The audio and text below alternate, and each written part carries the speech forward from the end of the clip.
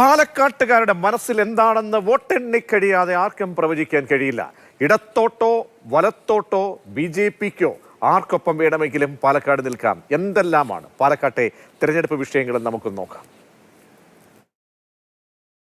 പാലക്കാടിൻ്റെ രാഷ്ട്രീയത്തെ നമുക്ക് രണ്ടായി തരംതിരിക്കാം. 2000-ന് മുൻപുള്ള 90s പാലക്കാട്, 2000-ന് ശേഷമുള്ള ജെൻസി പാലക്കാട്. ജെൻസി പാലക്കാട് ആകുമ്പോഴാണ് പാലക്കാട്ടെ രാഷ്ട്രീയ സാഹചര്യം മാറി മറിയുന്നത്. ജയപരാജയങ്ങളും മത്സരങ്ങളും പ്രവചനാതീതമാകുന്നതും. ശോഭാ സുരേന്ദ്രൻ LDF സ്ഥാനാർത്ഥി NMR റസാക്ക് ജയിക്കും. ഇവിടുത്തെ സാഹചര്യം വെച്ചിട്ട് ശോഭാ സുരേന്ദ്രൻ ജയിക്കാനാണ് സാധ്യത. ശോഭാ സുരേന്ദ്രന് കിട്ടാന്നുള്ളൊരു ചാൻസ് ഉണ്ട്. എന്റെ അഭിപ്രായത്തിൽ LDFന്റെ NMR റസാക്ക് ജയിക്കുന്നതാണ്. ഫൈറ്റ് ടൈറ്റ് ആണ്. ഇപ്പൊ BJP മെല്ലെ അങ്ങനെ വരുന്നുണ്ട്. രമേഷ് പിഷാരടി എനിക്ക് ശോഭാ സുരേന്ദ്രൻ ജയിക്കണം എന്നാണ്. ഇവിടെ സംശയമുണ്ടോ? NMR റസാക്ക് ഉറപ്പല്ലേ? പിഷാരടിയാണ് ഇപ്രാവശ്യം ജയിക്കാനുള്ള സാധ്യത. ബിസിനസ്സുകാരൻ ജയിക്കണോ, കലാകാരൻ ജയിക്കണോ, രാഷ്ട്രീയക്കാർ ജയിക്കണോ എന്നുള്ള ജനം തീരുമാനിക്കട്ടെ. ശോഭാ സുരേന്ദ്രൻ ജയിക്കുന്നതെന്ന് പറയുന്നത് അവരാണ് ജയിക്കേണ്ടത്. UDF-നായി കളത്തിലിറങ്ങുന്ന രമേഷ് പിഷാരടിക്കും NDAയ്ക്ക് വേണ്ടി ഇറങ്ങുന്ന ശോഭാ സുരേന്ദ്രനും LDF സ്വതന്ത്രനായ NMR റസാക്കിനും വിജയവും പരാജയവും ഒരുപോലെ പ്രതീക്ഷിക്കാനുള്ള സാഹചര്യമുണ്ട്. 2025-ലെ ഉപതെരഞ്ഞെടുപ്പിൽ വലിയ ഭൂരിപക്ഷമാണ് UDF നേടിയത്. ആ ആത്മവിശ്വാസം ഇപ്പോഴും കോൺഗ്രസിനുണ്ട്. 2021-ൽ പാലക്കാട് മുനിസിപ്പാലിറ്റിയിൽ 6238 വോട്ടിന് BJP ലീഡ് ചെയ്തിരുന്നു. എന്നാൽ ഉപതെരഞ്ഞെടുപ്പിൽ സ്ഥിതി മാറി. 4590 വോട്ടിന് BJP പുറകോട്ട് പോയി. നമുക്ക് പിരായിരിൽ നിന്ന് എണ്ണി തുടങ്ങാം. പിരായിരി പഞ്ചായത്ത് എണ്ണിയപ്പോൾ രാഹുലിൻ്റെ ലീഡ് 8122. പിന്നീട് കണ്ണാടി, മാത്തൂര്, പാലക്കാട് നഗരസഭ അങ്ങനെ എല്ലാം കഴിഞ്ഞപ്പോൾ ലീഡ് 18000 കടന്നു. പക്ഷേ അന്നത്തെ സ്ഥിതി അല്ല ഇപ്പോൾ.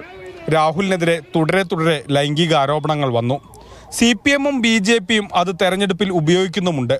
പ്രധാനമന്ത്രി നരേന്ദ്രമോദി എത്തിയപ്പോൾ വരെ പാലക്കാട്ടെ MLA-ക്കെതിരായ ആരോപണം എടുത്തു പുറത്തിട്ടു. दूसरी ओर कांग्रेस पालक्काड़ में ही आपने देखा है इनके नेता ही महिलाओं की सुरक्षा के लिए खतरा बन गए हैं.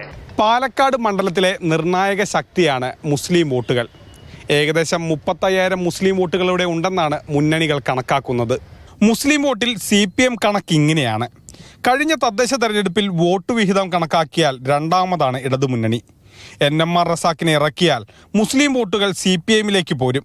അങ്ങനെ വന്നാൽ നിയമസഭയിലെത്തി ചുവപ്പുകൊടി പാറിക്കാൻ കഴിയുമെന്നാണ് LDF ലൈൻ. മുസ്ലിം വോട്ടുകളെ BJP വിരുദ്ധ വോട്ടുകളായാണ് കോൺഗ്രസ് കാണുന്നത്. അത് ഒരുമിച്ച് കിട്ടുമെന്ന് കോൺഗ്രസും മനക്കണക്ക് കൂട്ടുന്നു. എന്തെല്ലാം പറഞ്ഞാലും NMR റസാക്ക് ഒരു ദുർബല സ്ഥാനാർത്ഥിയാണെന്ന് കോൺഗ്രസ് കണക്കാക്കുന്നു. പക്ഷേ മുസ്ലിം വോട്ടുകൾ റസാക്ക് പിടിക്കാനും സാധ്യതയുണ്ട്. BJP വിരുദ്ധ വോട്ടുകളെ തങ്ങളിലേക്ക് അടുപ്പിക്കാനാണ് ഒരു മുഴം മുൻപേ ഡീലാരോപണവുമായി കോൺഗ്രസ് വന്നത്. ഈ രണ്ട് മുന്നണികളും മുസ്ലിം വോട്ടുകളെ ഭിന്നിപ്പിച്ചാൽ ഈസി വാക്ക് ഓവർ ആകുമെന്ന് ശോഭാ സുരേന്ദ്രനും കണക്കാക്കുന്നു. മണ്ഡലത്തിലെ ശക്തിയായ നായർ വോട്ടുകൾ ലഭിക്കുമെന്ന് കോൺഗ്രസും ബ്രാഹ്മണ വോട്ടുകൾ ലഭിക്കുമെന്ന് BJP-യും പ്രതീക്ഷിക്കുന്നു. പക്ഷേ പ്രധാന പ്രശ്നം ഇതൊന്നുമല്ല. ഹിന്ദുക്കൾ ഹിന്ദുക്കൾക്കും മുസ്ലിങ്ങൾ മുസ്ലിങ്ങൾക്കും മാത്രമേ വോട്ട് ചെയ്യൂ എന്ന രാഷ്ട്രീയ നിരീക്ഷണത്തിലാണ്. രാഷ്ട്രീയത്തിൽ ഒരിക്കലും ഒന്നും രണ്ടായിട്ടില്ല.